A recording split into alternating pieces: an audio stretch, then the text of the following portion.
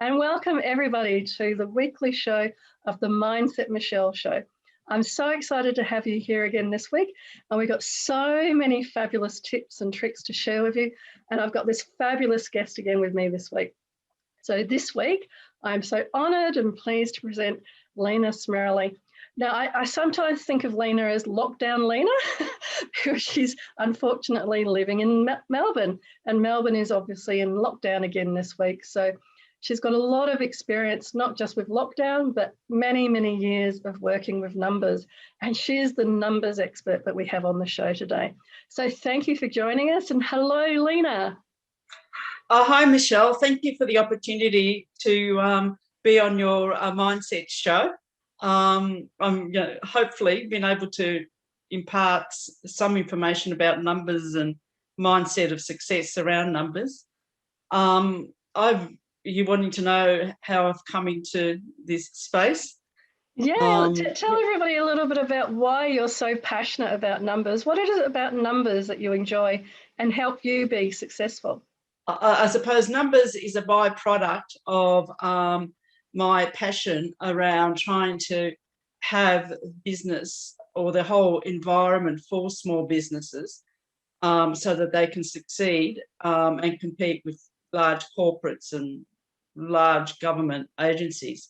So, I mean, I came from a background of having spent time in the public sector in policy for far too long. And then I tried it in private sector. And, well, we all know if you've worked in public and private sector in large corporates, everything moves slowly. Very slowly. Yeah, that's right.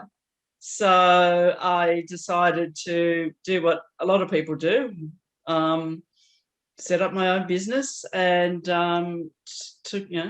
looked at what I could do and what I was good at. And luckily I studied one subject as a fellow at uni, which was accounting. So I went down that road and have been looking after small business owners and individuals ever since. Fabulous. And what do you think that, obviously we're talking a lot about money and numbers today, but what is it that really, what does success mean to you? What does it mean each day, each month, each year? What does success mean? Okay. For me, success today means just accepting what is. Years ago, it was all about, getting a house, getting a job, getting a degree, getting the right partner, and on it went. It was all about possessions. And I suppose at this stage in life and this stage in the world, having experienced the COVID lockdown, has meant that really, in the end, it's all about just being at peace with what is. Yeah. Yeah, I think that that's a really good way of looking at it, that previously and even before COVID came along, people were shifting and society was shifting. So it was less and less about necessarily material things, but about relationships, and success was already becoming much more about the quality of life and the quality of relationships rather than just the things that you had in your life. Yeah, that's true. It's very true. I remember even you and I, like when we first met, which was a few years ago now, we were part of the Australian Institute of Management's international committee, international group, and we were the only two people in that group. So it's showing a little bit of our age there, but also, how much the world has changed, because everywhere you step now, there's another leadership group or global or international group. So those relationships, like what we have, are what are important and what can stand the test of time, and what become even more important, I think, over time. That's right. And building, when you say what is, secret of success or what's the mindset, well, first thing I have is a mindset is, build for the future. Look around you and look at what, the future could be. Like, as an example, I've got, at the moment I'm going through a small reno, and, we're all arguing about the garage carport scenario. And I'm, being fronted with, the tradies and the people who are looking at the now. What success there is, you 2-car garage. And I'm saying, no. We need a cantilever carport with only 2 poles, because in the future, we're not likely to be owning a car. So we want to, have a space that can convert to a nice open outdoor area.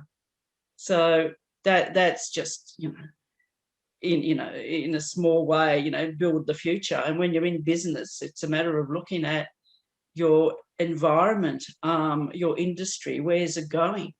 Like the accounting environment is, tax environment's forever changing. So that's a really good thing to kind of tune into, given that you've had many years expertise with tax and all of the fun and games that most of us kind of fall asleep even thinking about. What would you say in terms of building for the future is probably some of the keys for mindset, especially success, that people can do when they're looking at their own tax or their business BAS or things like that? What can they do? And I like the garage example, you're not building for now, you're building for the future. What else could you help people? So in terms of tax and numbers, well, the obvious things is, sales target, know how much money you've got to bring in to cover your costs, work out who your client base is or who your client base may be in the future.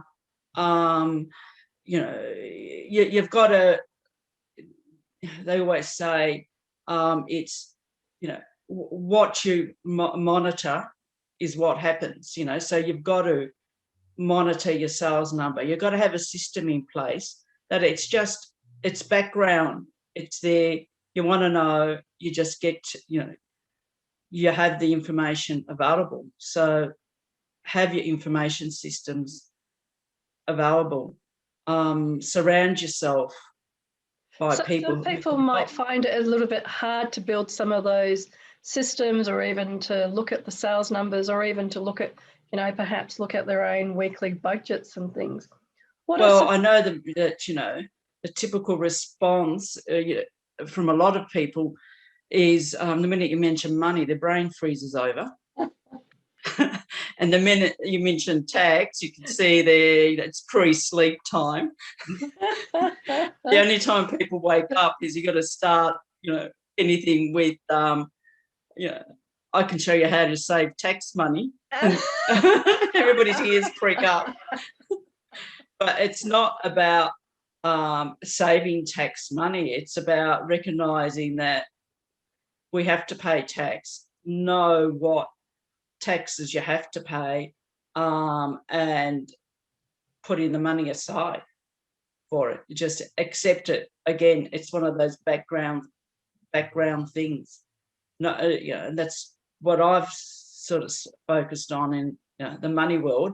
It's a matter of helping people understand and learn about the Australian tax structure, whether it's GST, income tax, capital gains tax, and it impacts on people for their whole business cycle, whether they're starting out in business or growing a business or winding up a business, when's the time to wind up, or even at the individual level, it's, accumulation of wealth, possessions, where I was at, a couple of decades ago, to learning how to, which is really hard, manage your money, or how to engage people to manage your money.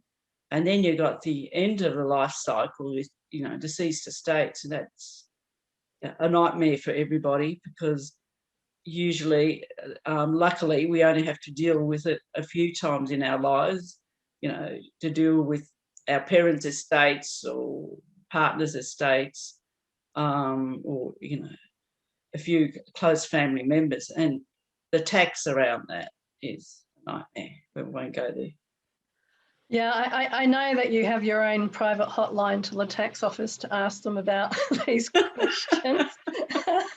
You've always been one of my go-to people for tricky tax or BAS or other situations. And what do you think in working with different people over the years, the ones that kind of get it, even though it's not something that is fancy or that you would necessarily like to have or like to use, but understand that, like you're saying, you know, you have to have it as part of your mindset so that it's just kind of quietly there ticking over in the background. You can't just kind of stick your head in the sand and ignore it.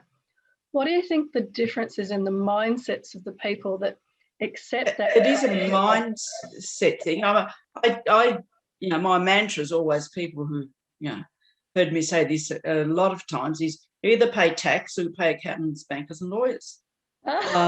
So the money's not going to end up in your pocket. So you've got to have the mindset of whatever you do, whatever you build, whatever money comes in, you got to share it.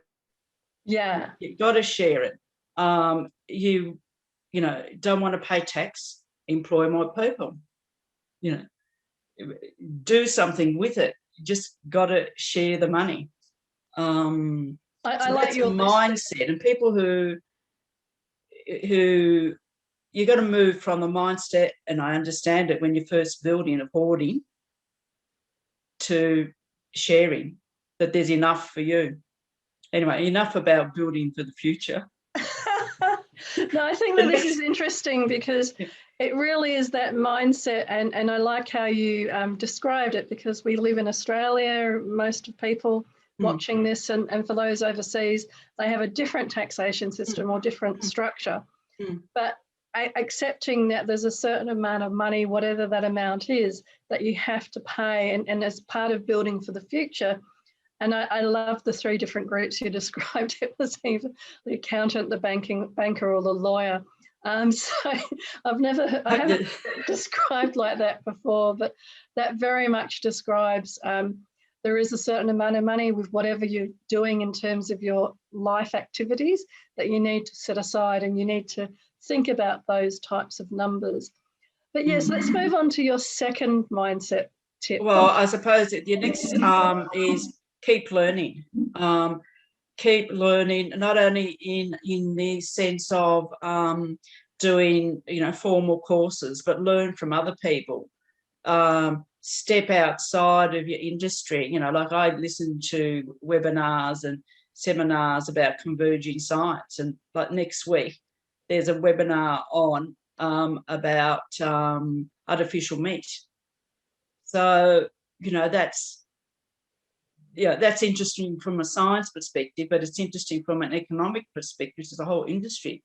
You know, Australia industry beef, and if we manufacture beef artificially, what does that mean for, you know, businesses that are in that space? And not only, you know, it's not only businesses in that space, it's the environment, it's animal welfare. You know, it's just, and you know, where can I in my business fit into that scheme of things? So I've emailed a client of mine who's a beef primary producer, said, hey, you might be interested in this.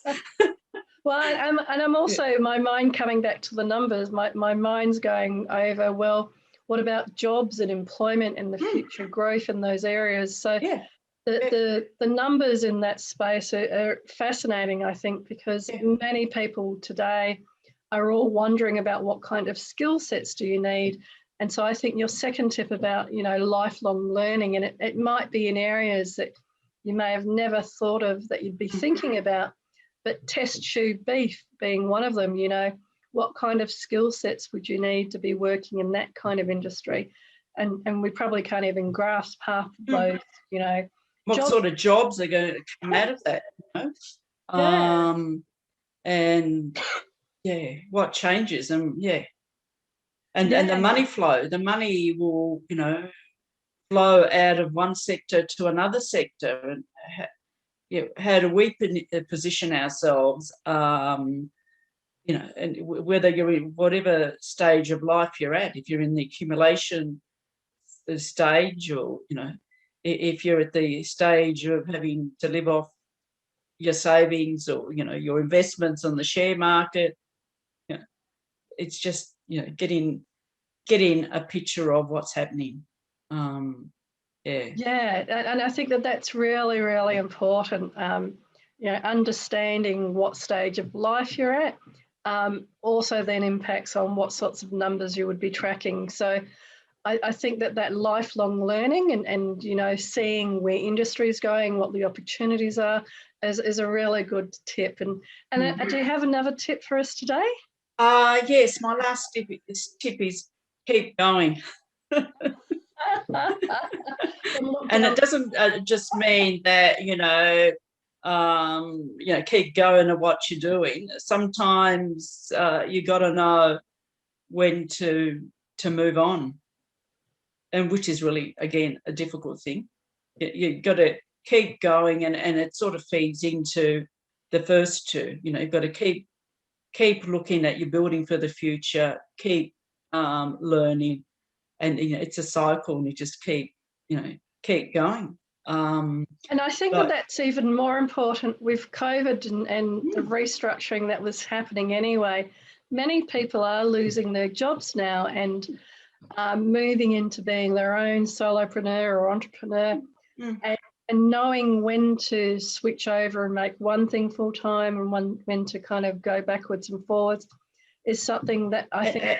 You've got to keep going. Like, to give you an example, you know, in Melbourne here, I moved my office the week before we went into our, COVID way of trading, which meant work from home if you can. So we were still surrounded in boxes. Getting the computer systems or the networks operating, and we're told work from home. I said, rightio. So we, patched things together and supposedly working from home for a couple of weeks.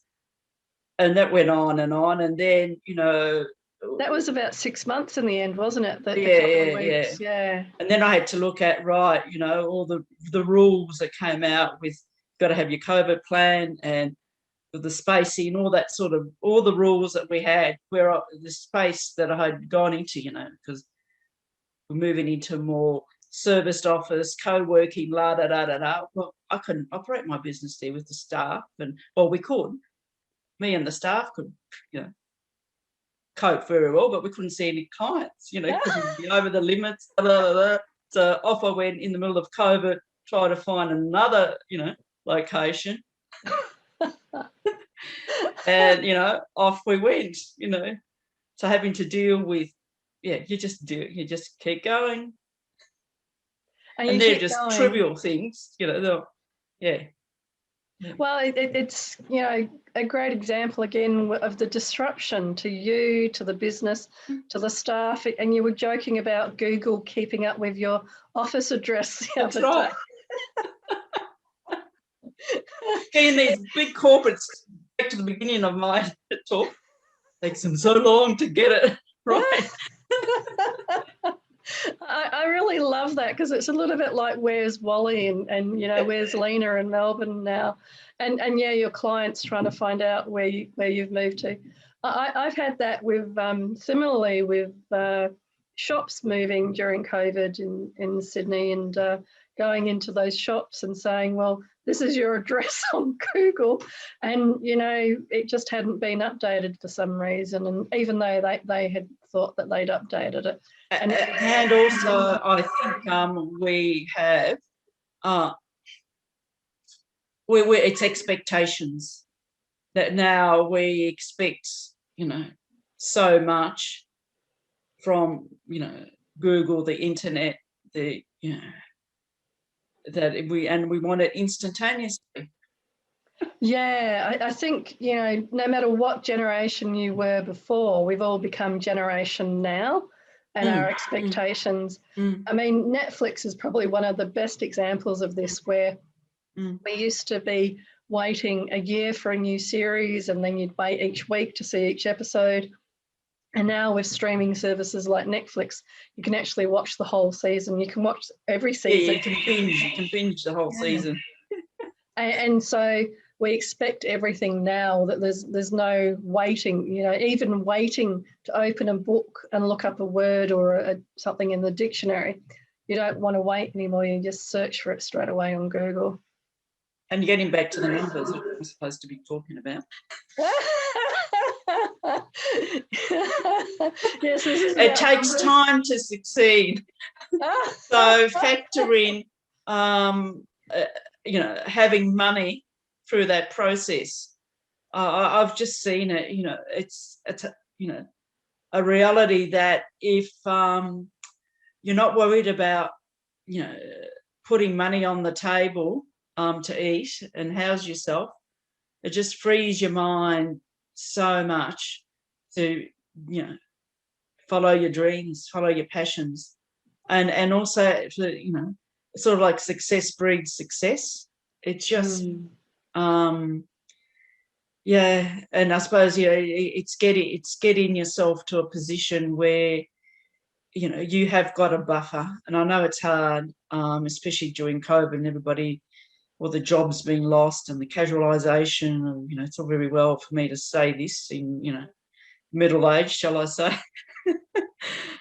for young people, not having having casual jobs. It's a very different world, but I think the concepts that we're talking about here are really quite important. So I can't remember who it was, but there was somebody I remember speaking, and they were talking about how most people are 3 paychecks away from losing their houses and losing their properties, etc.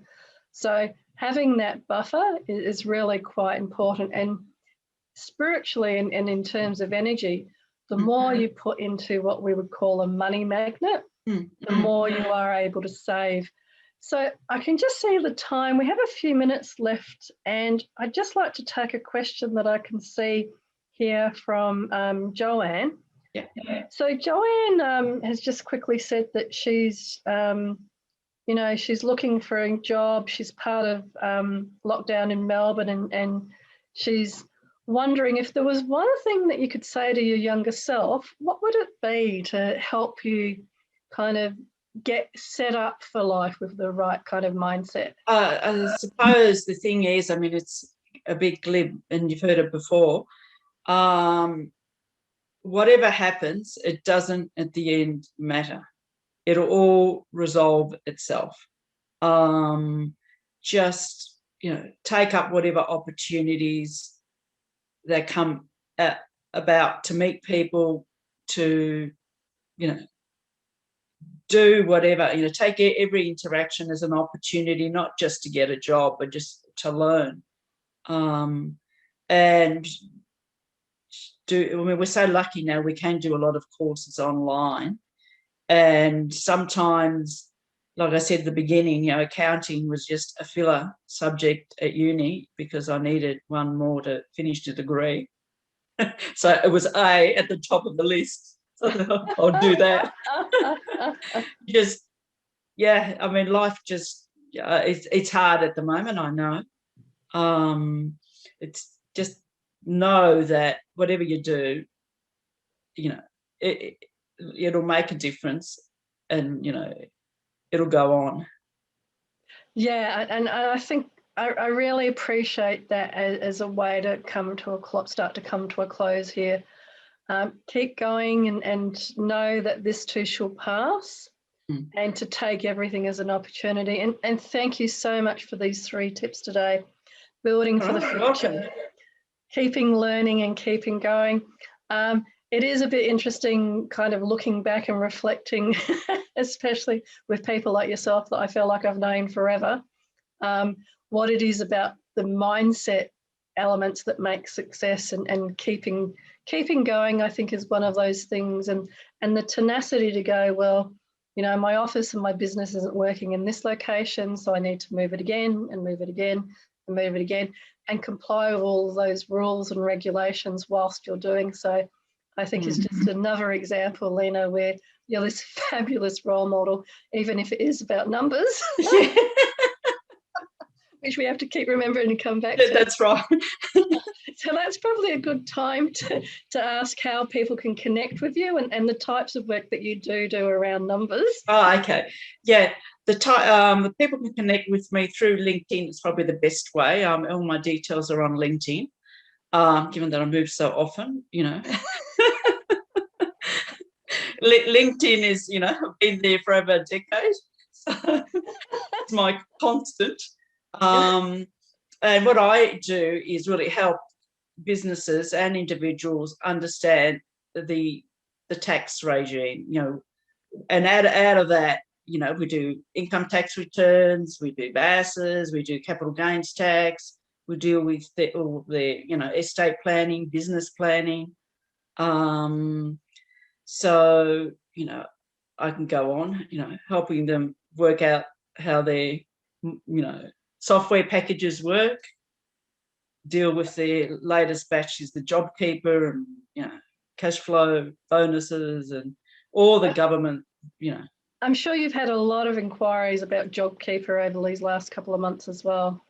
Oh, yeah. So we're all learning. Right. It's a great idea, poorly implemented, but that's a whole nother session. Well, and I think that's got a great example of the lifelong learning. The government was learning how to implement it at the same time we were learning about what did they mean with what they were implementing. Yeah, that's right. It wasn't quite as. And how much money is going to come out of this in the end? And I say, well, you've got to pay tax on it. What? Well, and I loved right at the very beginning where I can't remember the numbers, but Treasury overestimated how much it was going to cost. And it was like they spent, 5 out of the 500 or something like that million or billion that they thought they were going to spend. Yeah. And then they try and blame it on small businesses not being able to fill in forms. Well, yeah, we love the finger pointing, don't we? I'll do a Lena live TV blog on complaints about the government and tax office. Well, we could have actually spent the whole time talking instead about numbers, complaints to the tax office. That's right. 101 ways to complain to the tax office. Yes. Well, Lena, it's been such a pleasure, and we could keep talking for hours. Thank you for the invitation. It's been really fabulous having you here today on the show, and thank you to everybody for joining, Joanne and all the many others on the live stream and those watching this later on. So my guest today was Lena Smarrelli. You can find her on LinkedIn, and if you have trouble reaching her because she has, like me, a bit of an unusual name, then just reach out to me and I'll make sure that the two of you connect. Next week, I'm very excited because we changed tack yet again, and I have the lovely Nicole Harlow as my guest at Mindset Michelle TV, 12:30 next Tuesday. Until then, be great, be fabulous, and be you, and have a fabulous week, everybody.